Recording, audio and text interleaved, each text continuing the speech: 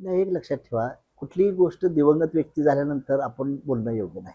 विशेष म्हणजे पृथ्वीराज चव्हाण म्हणजे चांगली व्यक्ती आहे, नॉन करप्ट आहे, नेते आहेत मोठे. परंतु आज ते हयात नाहीत मुंडे साहेब, त्याबद्दल आपण त्यांच्यावर डायलॉग करणं योग्य नाही, एवढंच मला म्हणायचं आहे. आता ते काय झाले मलाही माहीत नाही ना त्यातल्या यातून.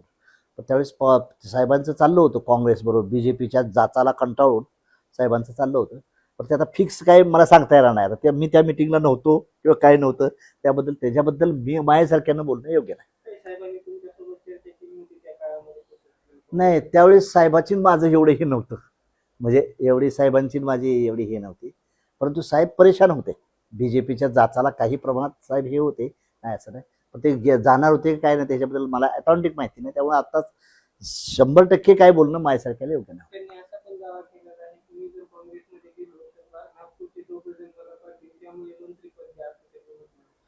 आता ते काय होतंय, जर तरची गोष्ट आहे आणि मी त्यात इन्व्हॉल्व नसल्यामुळे मला ह्याचं उत्तर देता येणार नाही. काय मुंडे साहेब तसं मला पितृतुल्य होते, मला त्यांनी मुलगाच मानला होता, मला त्यांच्यावर रिस्पेक्टच आहे.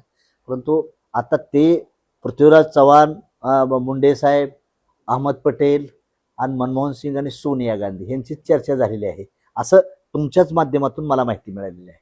पण त्यावेळेस मला कळतं एवढं की महाजन साहेबाची नव्हतं, परंतु साहेबाचं बीजेपीवर नाराजी होत चालली होती, हे ते खरं आहे, त्यातलं म्हणजे तथ्य आहे असं आहे.